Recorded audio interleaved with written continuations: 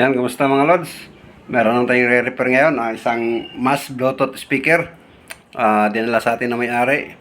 Sabi niya, meron na daw nag-DIY nito. May gumawa na, kaso hindi na mandar lahat. Wala na pati power. Mandar lang daw sandali. Kaya, ayusin natin mga lods.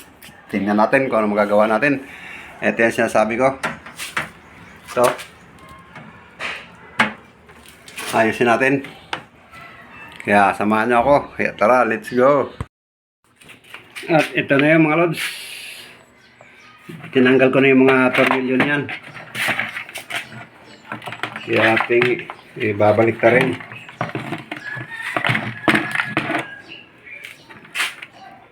Ito yung mga wiring nung gumawa.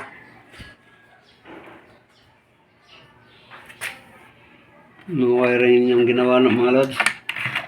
Nung gumawa nito, putol-putol, tsaka yung wiring niya hindi niya sinulda, basta lang na nilagay. Ewan ko kung makakaya pa ba ito mga lod.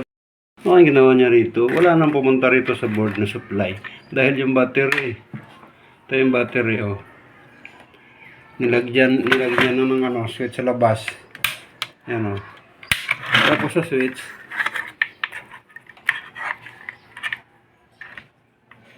dapat sa board, meron siyang sinupply dito sa board. Wala siyang sinupply sa board. Paano magkaka-power to? Ang bihira. Update ko na kami mga lods. Hanapin ko muna ang kuha nito. Diskartian ko muna. Yan. Ito na mga lods. Pinuksan na natin. Pinutol ko na ito para sa battery. Yung nilagay niyang wire. Tapos tingnan natin yung battery mga lods, wala nang laman. Istiryan natin yung battery.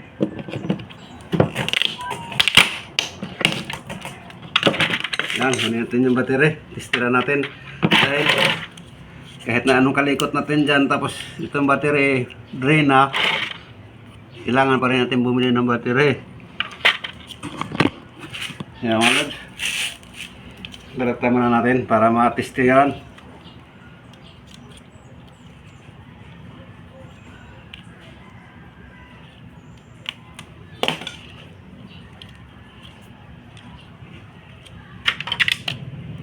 Dito tayo sa wala mukuha ano dyan yan ito yan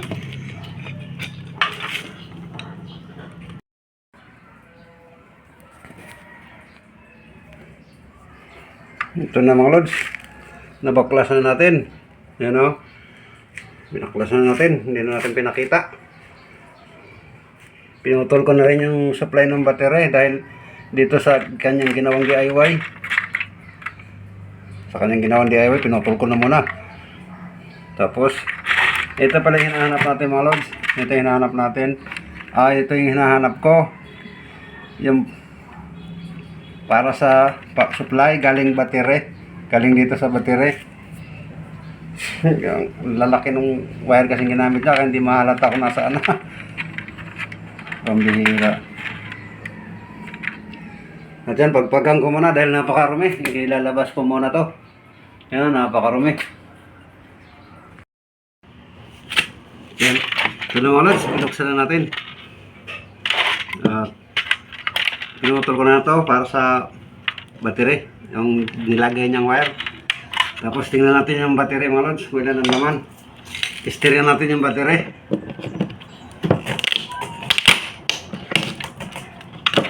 Yan, natin yung battery. Istira natin. Dahil kahit na anong kalikot natin dyan, tapos itong battery drain na, kailangan pa rin natin bumili ng battery. Yan mga lods. Dalat muna natin para matestiran.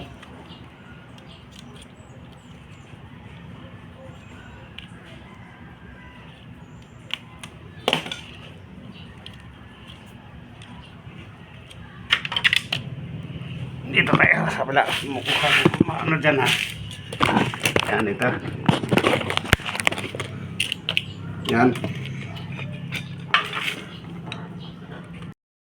yan, set na natin sa volt, sa DC volt.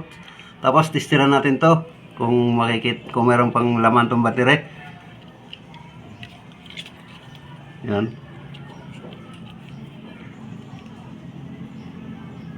Yan mga lods, nakikita nyo 0.98. Mababa na itong battery mga lods. Kailangan na itong palitan. Maghahanap tayo ng battery. Yan o. Ang laman ng battery mga lods 3.7. Yan o. 3.7 ang battery. Tapos nare-reading natin 0.2. Napakababa na mga lods. Ulitin natin. Yan. Tingnan nyo. Ayun, 0.3. 0.326. 0.320. Napakababa na mga lods. Hindi na pwede ito. Napakababa na.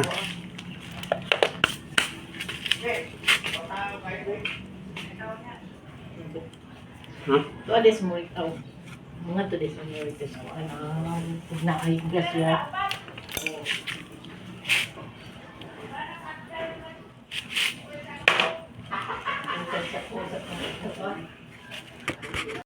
Mga lods, dito tayo maghahanap tayo ng battery dito sa mga lumang flashlight. Tingnan natin. Baka sakaling matataas pa laman ng battery nito. Dito tayo kukuha mga lods. Yan mga lods. Ito yung pamalit natin. Ito yung papalit natin. Malaki itong voltage ito mga lods. 7.4. Tapos yung isa papalit natin 3.7. Yan. Tapos ito papalitan natin ay 3.7 bawat isa nito mga lods. Pestira natin itong pamalit natin.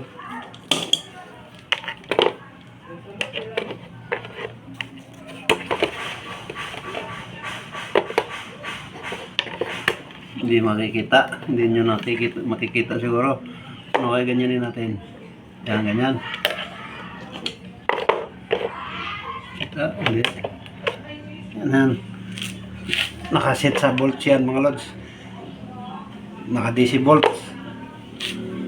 Yan. Ito yung pamalit natin. Ito yung papalitan natin. Dito tayo sa blue. Magtitesting kung ilang volts ang blue. Yan. Yan mga lods. 3.6. Okay pa ito lods. Goods pa ito. Tapos itong orange.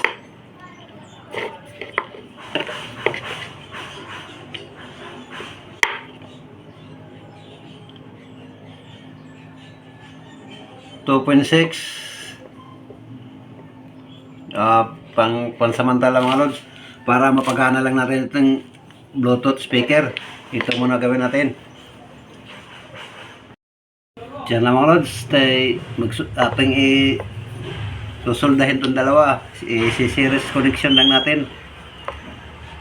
Lalagyan muna tayo ng lead dito. Yun. Tapos ito, naka-series lang ito mga lods. Si-series lang natin. Yun.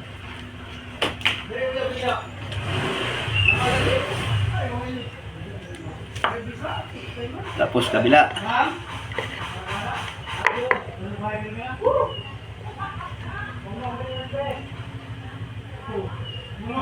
Yan. Sana makikita dyan. Si-series lang naman natin mga lods.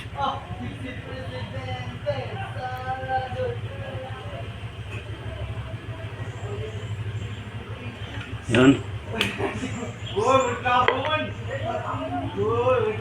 Yan na mga lods. Tapos para huwag maghiwalay, tipa natin.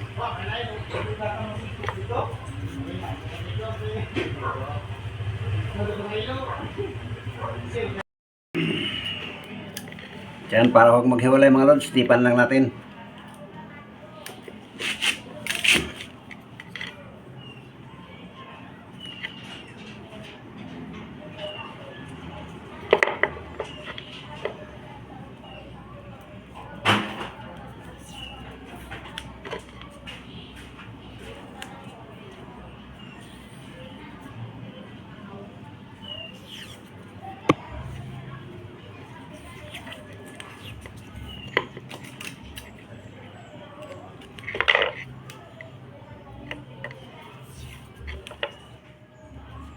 Balutin lang natin ng electrical tape.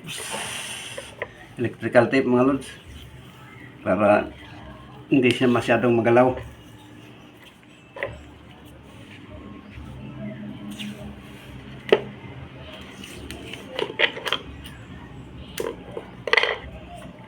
Yan.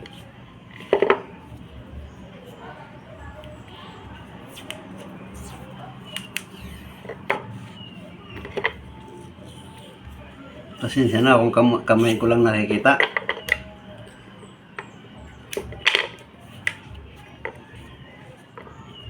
Yan na mga lods. Ito na yung pamalit natin sa dating nakakabit. Yan. Tapos ito na ipapalit natin.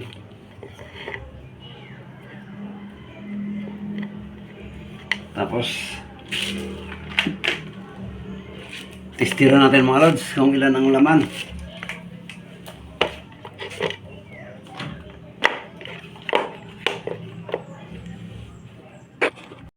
Yan, testiro natin mga lods kung ilan ang laman ito.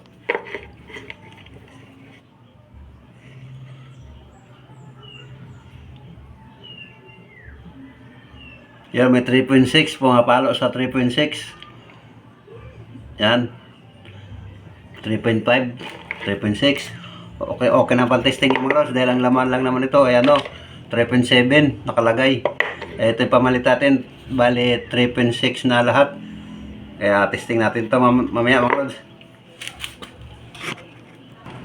At yan, testing na natin mag-wiring mga lods. So, ulit natin itong pinagtatanggal.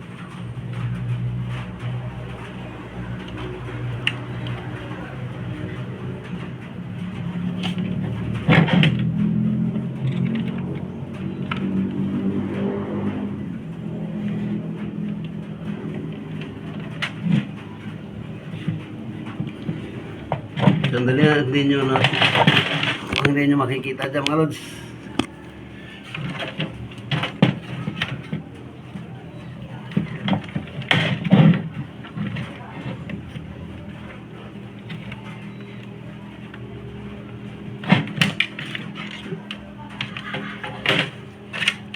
Ito, pa-plug na, ano na natin itong battery, kukonek.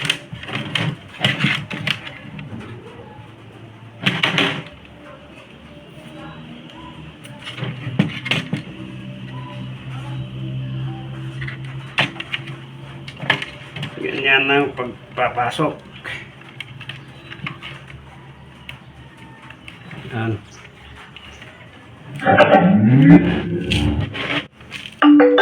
Ayun, narinig niyo mga lods. Meron na agad. Yan o, may ilaw na o, may indicator na. Kita niyo mga lods.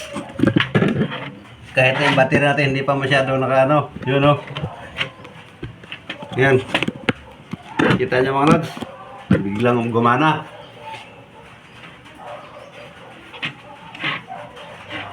Ayos mga lods. Yun, kita nyo. Biglang gumana mga lods. Yun. Tanggalin muna natin yung battery.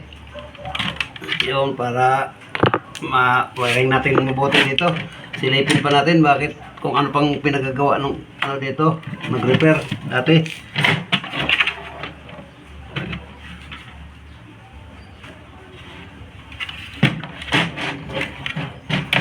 Dahil meron pang mga wiring na nangatanggal yung kung saan pagaling to. Mantabay lang mga lods. Yan, testingan natin mga lods. Saksak natin yung sa battery.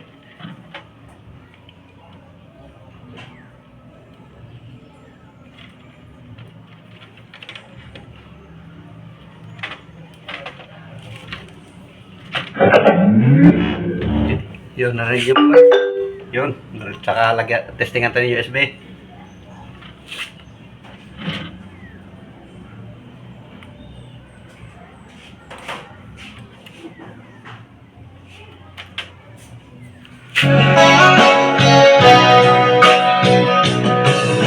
Kumusta na ang iyong Yan, pasensya na mga lods at pinatay ko na agad dahil baka magka-CPR pa tayo. Mayroon na akong warning sa CPR mga lods. Kaya ako yung nag-iingat na. Kaya, yan, maraming salamat sa inyo. At umabot kayo hanggang dito sa dulo. At shout out na rin sa aking mga organic viewers at silent viewers. Shout out po sa inyong lahat. Yan po, maraming po salamat. At yan po, ito po yung okay na. Sa pagsusuli nito, hindi ko na ipapakita dahil kung anong ginawa kanina, yan lang din naman ang gagawin natin. Pagsusuli nito. At sa mga umabot hanggang dito sa dulo, pwede bang hilingin ko sa inyong pag-subscribe po, pag-like at pag-comment at paki-hit na rin yung notification bell para lagi kayong updated. At ito, pagsasoli mga lods, ako nang bahala. Maraming salamat sa inyo sa pagsama hanggang dito. At hanggang sa muli, paalam.